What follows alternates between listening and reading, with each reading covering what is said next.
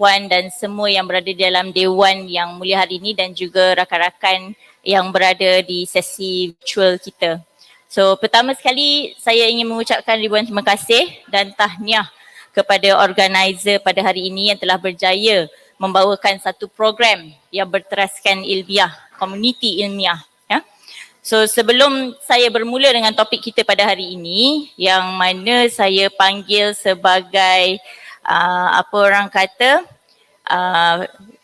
eliminating ataupun reducing the fear in STEM, Educator'S first step. Okay.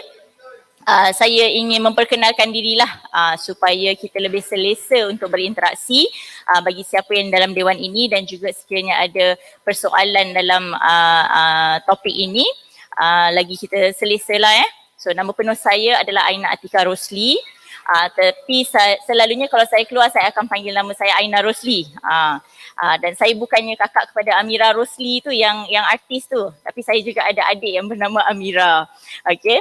Saya adalah anak kelima daripada 8 orang adik-beradik dan saya merupakan anak yang tengah lah. Ada 2 orang kakak, 2 orang abang, 2 orang adik lelaki dan seorang adik perempuan. Okay. Jadi pengalaman saya adalah seorang graduan Bachelor of Commerce, University of Melbourne, Australia. Dan mempunyai lebih 10 tahun pengalaman dalam bidang strategi, treasury dan juga perbankan di Sime Darby dan juga Maybank Investment Bank. Apa pasal layak ke orang commerce ingin berbicara tentang STEM ni kan? Tapi sebenarnya di sideline saya hati sentiasa dekat dengan industri education. Sebab semasa saya belajar di universiti, saya banyak menceburkan diri dalam bidang tutoring. Dan salah satu pengalaman yang saya tidak pernah lupakan adalah mengajar di sekolah Seksyen 7 Shah Alam. Itulah realiti pertama kali saya tengok cara pengajaran ataupun pembelajaran dari perspektif seorang guru. Tapi masa tu sebab masa sama kelas, jadi bila saya balik tu sekejap sahajalah dia punya interaksi. Jadi bila saya pulang ke Malaysia secara formal, selepas saya belajar, saya menjalankan bisnes sampingan ya, yang berteraskan pendidikan robotik. Okay, yang ini masa ni 2015. Tak ada orang pun yang tahu apa itu robotik ataupun apa itu STEM di Malaysia ini. So long story short, syarikat pendidikan robotik pertama saya telah diambil alih oleh Sasbadi Holdings dan pada masa itu saya masih mentah. Jadi saya rasa okey tak apalah, kita muda lagi, jomlah kita kembali kepada dunia corporate. So saya kembali kepada dunia corporate, saya pergi ke bank, saya merupakan seorang investment banker pada masa tu, tapi hati ni masih lekat dengan pendidikan. Sebab kita rasa kita mampu untuk membuat perubahan, especially bila kita dah ada pengalaman dan kita dah keluar tengok dunia luar, macam mana di dunia luar, di luar negara mereka menjalankan pendidikan itu sendiri ya. So jadi saya nekat, memang masa tu saya kata tak apa, saya nak search lagi apa yang saya boleh buatkan. So saya terus mencari ilmu, saya macam-macam saya cari untuk tengok macam mana orang terapkan pendidikan higher order thinking skills ni. Maksudnya kemahiran asas berfikiran tinggi. Kalau kita pernah dengar kebat-kebat, hots tu kan. So this is the part yang saya rasa pembelajaran secara tradisional mungkin kekurangannya dari segi secara delivery. Okay. So di situlah saya diberikan peluang untuk co-found TechUp Senyam Berhad dengan partner saya untuk meneruskan perjuangan kami yang 10 tahun dulu tu. So jadi hari ini topik saya adalah berteraskan mengatasi keraguan dalam STEM. 10 years ago, I started the whole initiative. Saya mulakan inisiatif pendidikan robotik. Tapi bila saya datang balik 10 tahun kemudian, rasa macam masih adalah perubahannya. Tapi masih ada gap in terms of execution. Maksudnya masih banyak lagi cara yang kita boleh lakukan supaya orang ramai lebih tahu secara mindset macam mana nak belajar dan mengajar STEM itu. Okay? So, overcoming fear in STEM. Okay, siapa kat sini pernah dengar STEM tu? Siapa pernah dengar STEM? Saya ni cakap STEM. Boleh tak saya nak tengok berapa ramai yang pernah dengar perkataan STEM? 2, 3, 4, oh ramai. So by now you should already know what STEM is lah, kan, sebab dah dimarketkan dengan secara rapidnya. STEM ni adalah Science, Technology, Engineering and Mathematics. Okay. Tapi dekat sini saya nak disclaimer lah sikit saya hari ini adalah lebih kepada perkongsian tentang satu research yang dijalankan oleh Artec Co Limited bersama Miyagi University of Education. Okay. Maksudnya saya bukan cakap kosong ikut experience ataupun experience yang tak bertauliah lah orang kata. Tapi saya ingin kongsi pengalaman dan juga ilmu berdasarkan case study. Okay. Okay, siapa tu Artec? Siapa itu Artec dan apa kaitan saya dengan Artec? Mesti ada soalan-soalan yang apa kaitan kan? Okay. So Artec merupakan satu syarikat yang lebih 60 tahun. Dia menyediakan alat bantuan mengajar untuk guru-guru dan pelajar-pelajar di Jepun. Dia alat bantuan mengajar.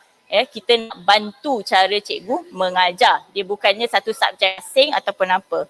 Dan mereka, Artec ni dia menyediakan bahan-bahan mengajar yang tahan lama dan memenuhi keperluan Kementerian Pendidikan di Jepun. Yang ni lebih daripada 6 tahun yang lalu 60 tahun yang lalu. Yang mana dia punya keutamaan adalah practicality, applicability dan juga tahan lasak. Sebab nak diguna pakai banyak kali. Kita nak reduce investment cost supaya lebih ramai yang boleh menggunakan alat bantuan mengajar tersebut. Okay. So sesiapa yang inginkan case study yang saya akan bentangkan hari ini, sebentar lagi boleh jumpa dengan saya. Kita berkongsi email dan saya akan kongsikan. Dia dalam 70 pages dia punya penceritaan tentang macam mana pembelajaran ataupun first steps in STEM ni. Okay. Jadi apa kaitan saya dengan Artec? Okay, saya merupakan founder syarikat TechUp yang mana kami diberikan mandat untuk melokalisasi dan menerokai bagaimana alat-alat bantuan mengajar ini boleh digunakan dan diaplikasikan di Malaysia. Okay, berdasarkan pembelajaran dan pengajaran topik-topik di Malaysia. Jadi setiap tahun saya akan terlibat dalam diskusi bersama Artec untuk latest development in education. Termasuklah yang paling terkini alat bantuan mengajar dalam bilik darjah untuk AI, IoT, Artificial Intelligence and Internet of Things.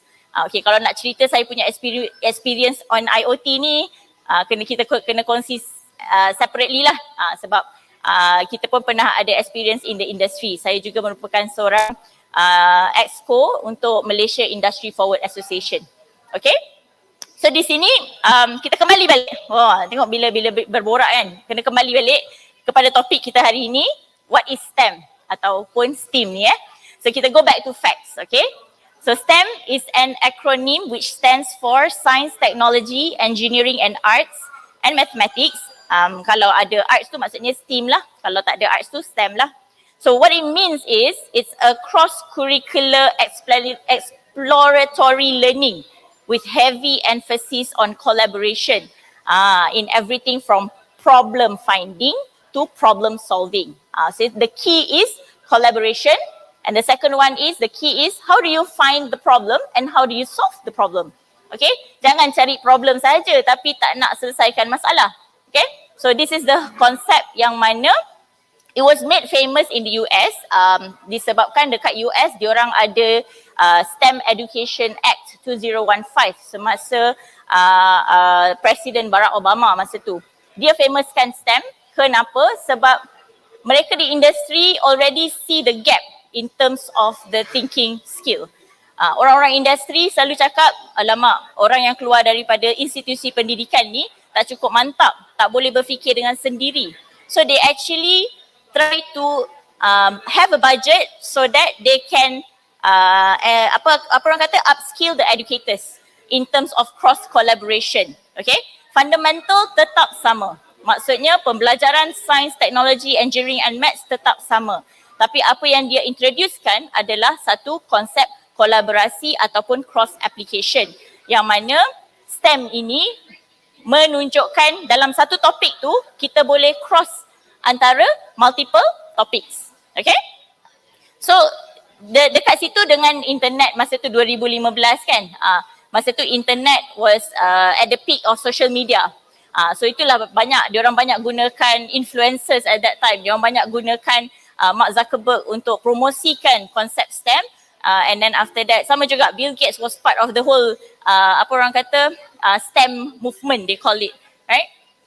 So dekat situlah negara-negara lain pun terasa macam I have to do something also ni. What is this STEM? They pun pick and choose on what they want to implement.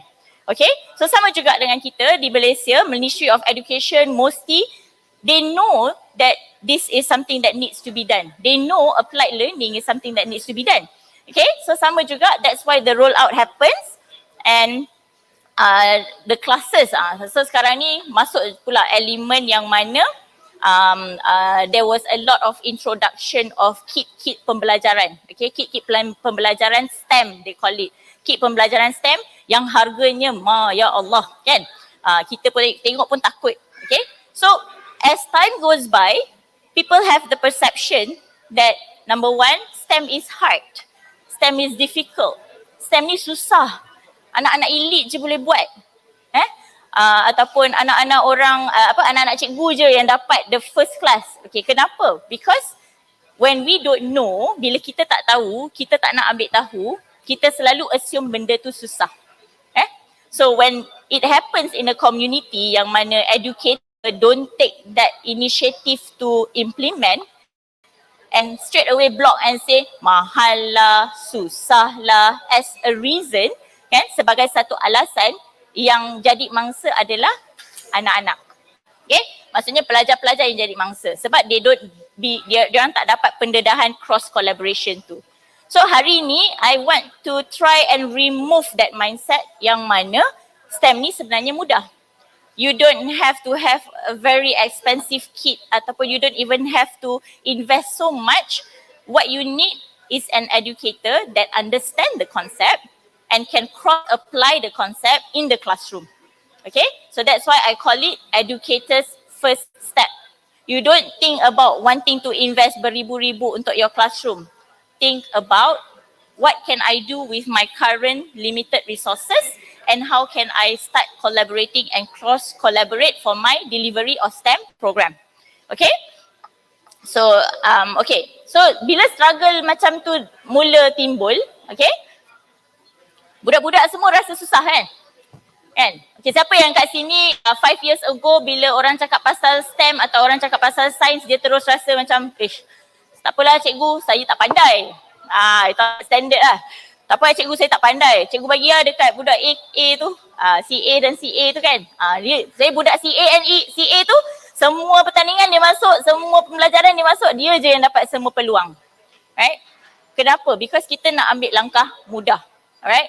So di sini I would like to encourage everyone untuk remove that mindset.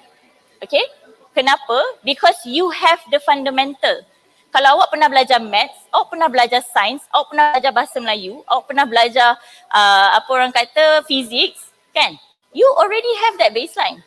What is needed is actually an opportunity for you to cross collaborate for one particular topic. Okay? So this is where educators have to come together. Maksudnya cikgu-cikgu bahasa Melayu mungkin boleh berborak dengan cikgu sains.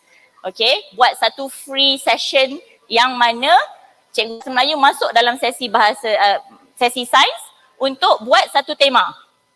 Kan? Then you do that cross collaboration and I will share with you how you can structure your classroom ataupun how you can structure your lessons so that cross application and cross collaboration can happen. Okay? So the topic of fear, the topic of ketakutan ataupun keraguan lah kan. So kenapa ada rasa fear ni? Kita takut, susahnya nak move forward. Kan? Kita rasa macam semua benda susah dalam dunia ni. Ada challenge sikit, alah susah, aku tak pandai. Alright? Why do we have to always call and talk down to ourselves? Kan? So this is some of the thing yang we have to shift a little bit of the mindset so that you can open your mind.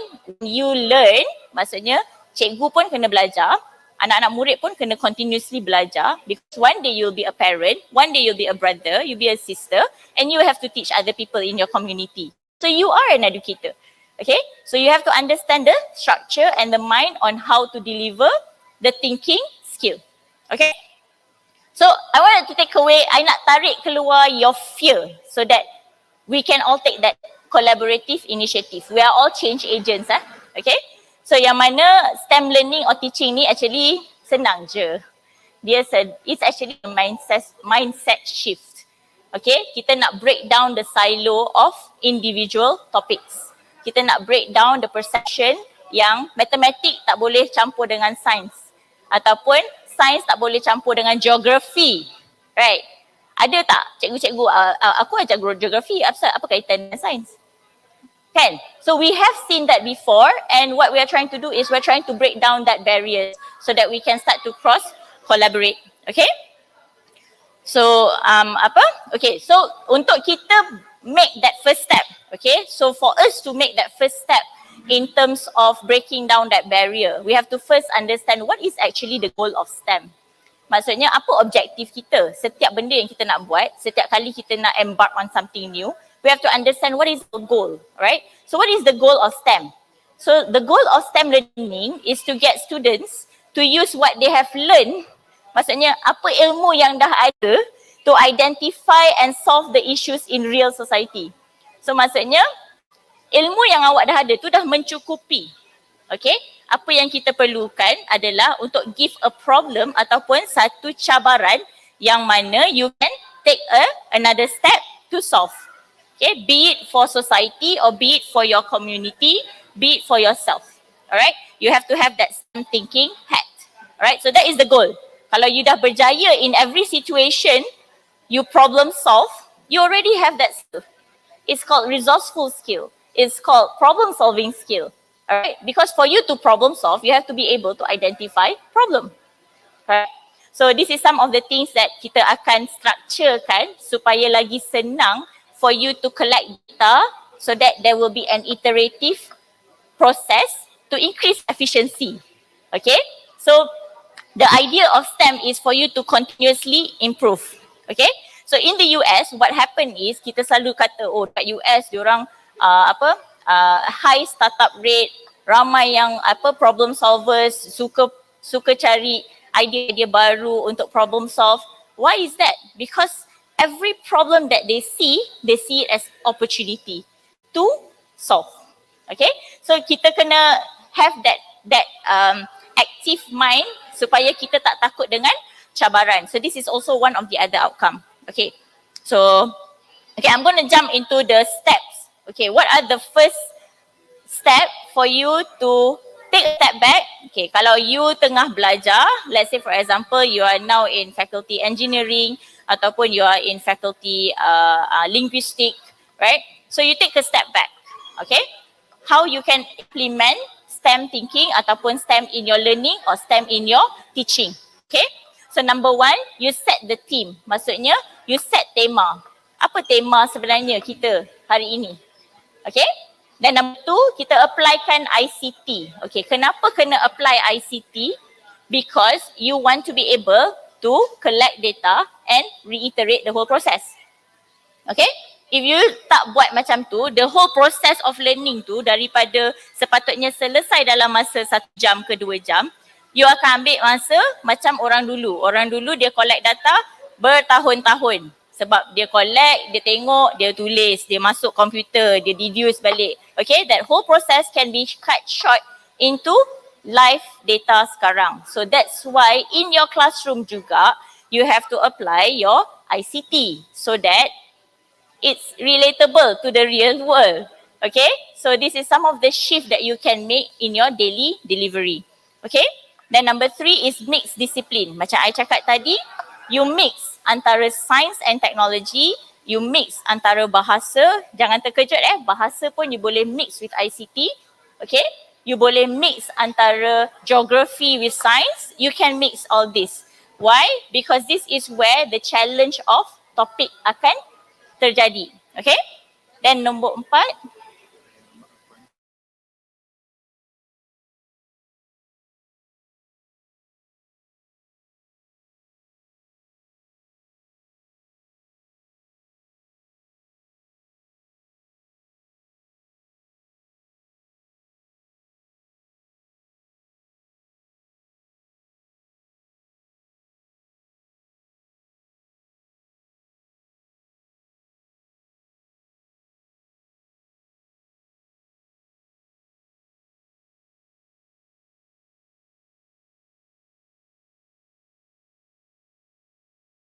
Siapa pemilik kenderaan tu jangan malu, jangan segan, sila terus alihkan kereta anda ya.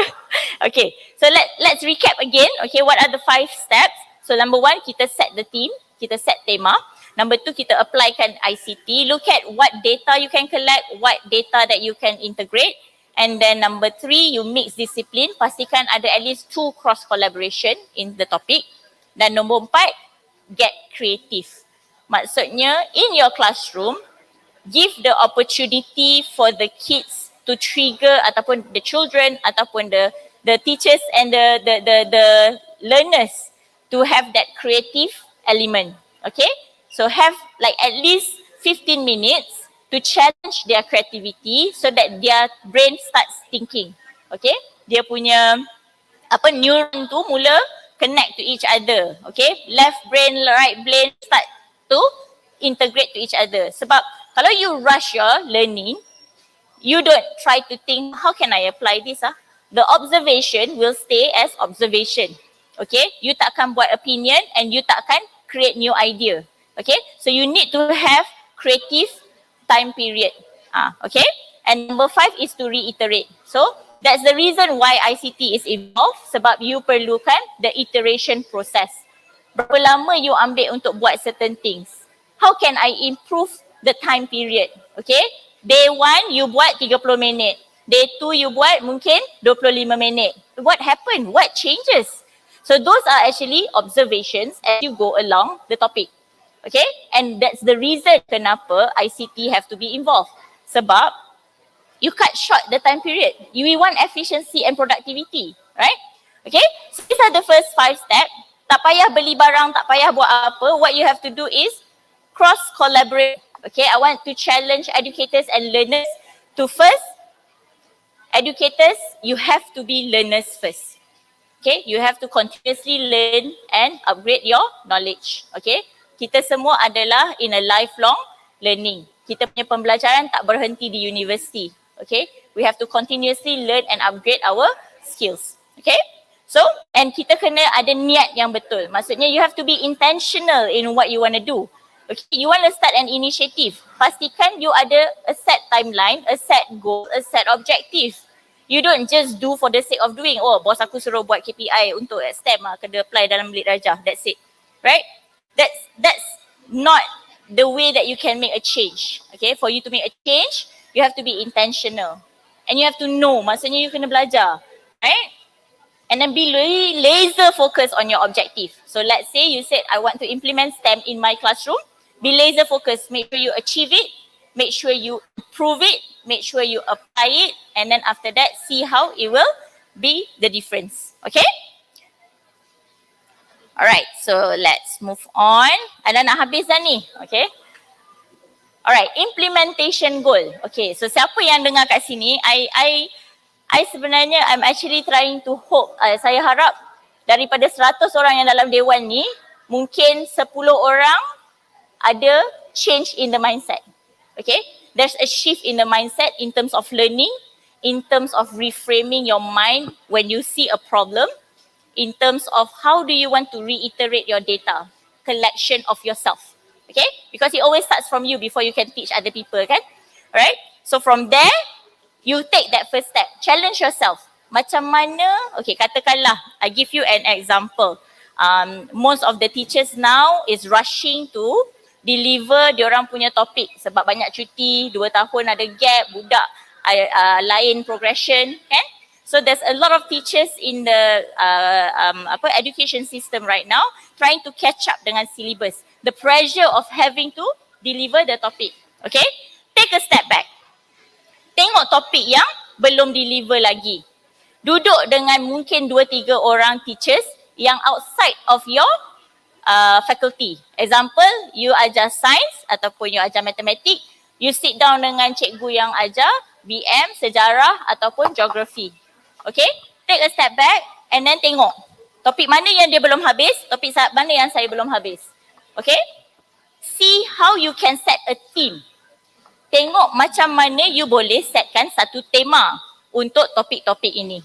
Okay? When you have the right intention, you boleh deliver STEM element learning in your classroom in 3 hours to deliver more than 6 topics for that particular day. Okay? The most important is set your intention right. Lepas tu, pastikan you tahu apa data you want to collect from the students and you tahu apa tema yang you nak deliver. And apply ICT. Meaning, okay, I nak buat I belum habis deliver topik pasal, okay, let me give an example kat sini ada dalam the case study. Electrical energy, wind, and then nature, volcano punya effect. Okay? So how do you cross this topic together? Okay? You boleh bagi satu topik tentang the power of the wind. Okay? Then you boleh address topik mixed discipline, electromagnetic induction, programming, digital measurement, making and tuning propellers, creating. Okay? Lepas tu read graphs and gather analysis. And then you can check out earthquakes and seismic intensity, pendulums and vibration. You boleh cross that topic and you can deliver that subject and that particular topics in a span of 3 hours. And the paling best part is if you cross collaborate antara 3 cikgu akan handle satu kelas yang sama and you have reduced your burden in the classroom. Right? So if you think about that, you're actually trying to problem solve the situation yang you rasa macam stress tau. Tapi kalau you tak think outside of the box, you will continue to do the same thing over and over again. Tahun depan pun bila sampai je masa nak dekat akhir tahun tu, you rasa anxiety. Oh Allah, aku tak habis lagi. Kan? You feel the anxiety. Why? Because you feel the burden tu is on your own. But if you start to cross collaborate, put a theme on all the things that you want to achieve, and then you start to deliver and collect the data, in the span of that 3 hours, you ada sokongan daripada cikgu lain, topik dia yang dia nak deliver, right? You have the intention that is set up front. Bila masa session tu berlaku ataupun pembelajaran tu sedang berlaku, actually the best thing about STEM ni, kita give back the responsibility of learning to the learners. We don't do it as an educator. We give back the responsibility. Pandai-pandailah kau cross apa yang you dah belajar. Right? So that's the beauty of how you want to, apa orang kata, think outside the box. First step is to actually admit that this is needed.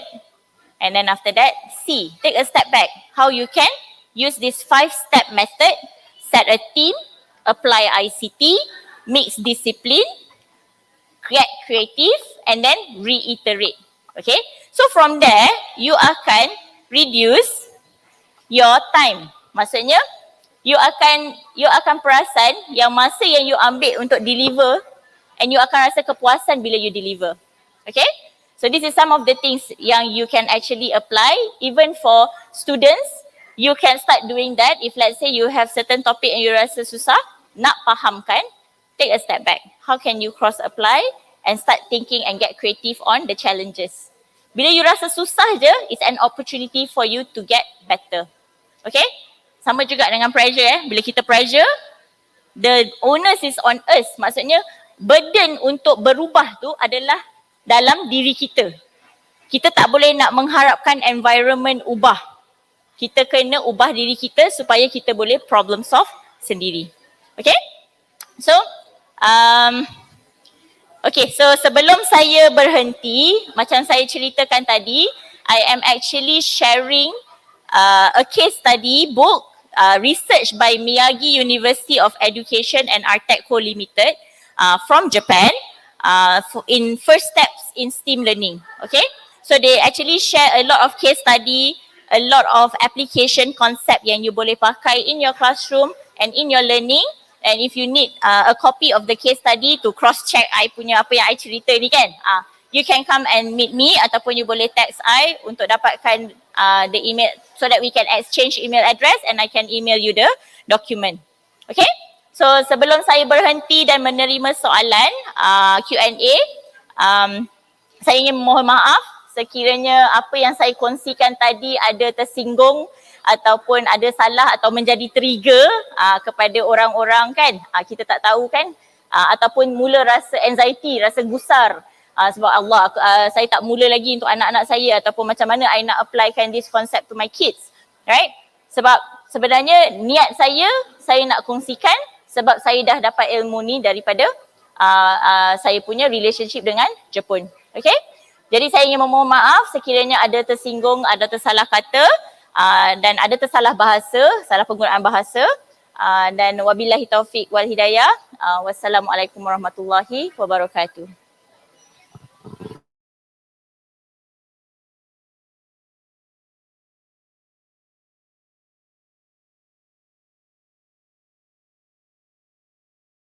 Pada petang ini saya membuka peluang dan ruang untuk sesi soal jawab sekiranya ada yang ingin bertanya pada sedang hadirin sekalian.